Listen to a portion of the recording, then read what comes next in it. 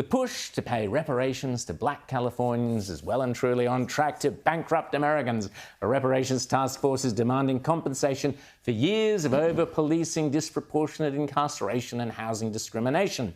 But economists have estimated the cost to compensate black Californians could top $800 billion US dollars. Joining us now is political commentator and the great-grandson of an African-American slave himself, Benji Irby. Great to see you. How are you, mate?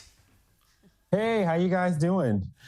Okay, you've written on Substack. I urge people to look up your writing on Substack. Terrific stuff. Tell us your thoughts. Tell us about your great-grandfather, his life, and why you should or should not get reparations, in your opinion.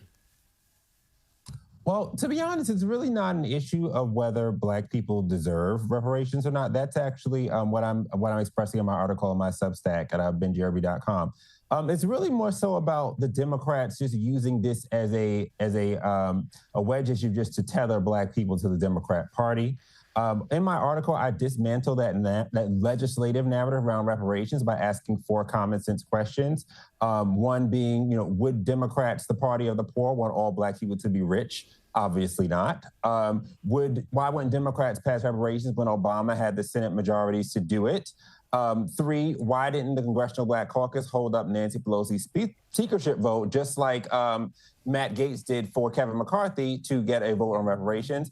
And also, how could Democrats be for reparations and not be for school choice, which would give $30,000 a child to black parents, but then want to give $5 million for reparations? It just doesn't make any sense. Rita?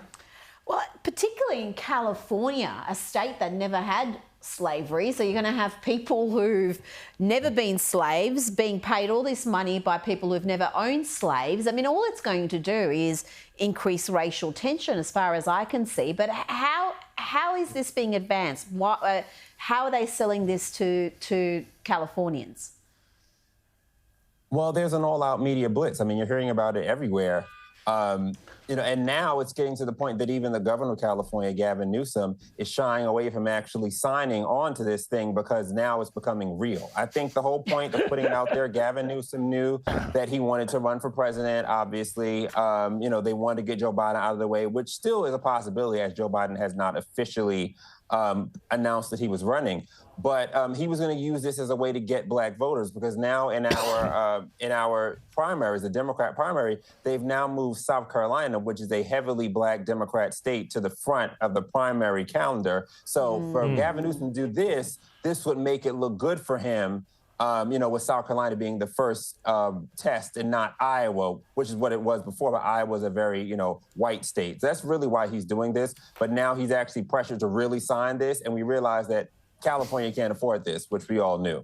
Unfortunately, for a person like myself, who, is an ancestor, of slaves, this really is more so an insult. This is not about actually doing anything for black people or doing anything for, American descendants of slaves. It's just more about let's get black people to vote for us.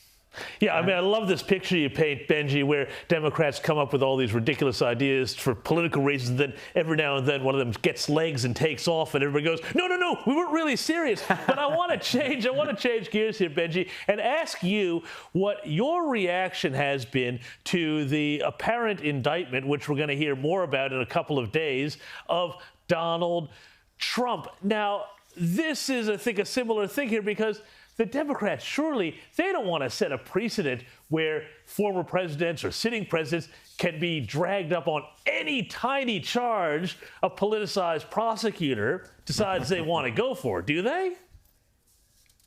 I mean, this is just so ridiculous. I'm surprised. I mean, at first they were saying they were going to do this. I think what it has done is it's definitely shown Ron DeSantis it's probably about time to get out of the race now because we're all coalescing around Trump. So, I mean, there's that as far as the political aspect of it. I'm just surprised they actually did this because of all the cases they had against Trump, this was actually the weakest. So the thing about Democrats and the liberals in the U.S. anyway is that they're always going too far. They're always showing their hand. They're always going just one step too far. And I think this was one step too far because this is really galvanizing the Republican Party. And I think they're ultimately going to, they're going to regret this. For me, I've always been a Trump supporter. You know, you guys know that over the years. That's never changed for me. So now I'm even more so, you know, with this foolishness happening. I don't think it really goes anywhere, but it just wasn't really smart on their part.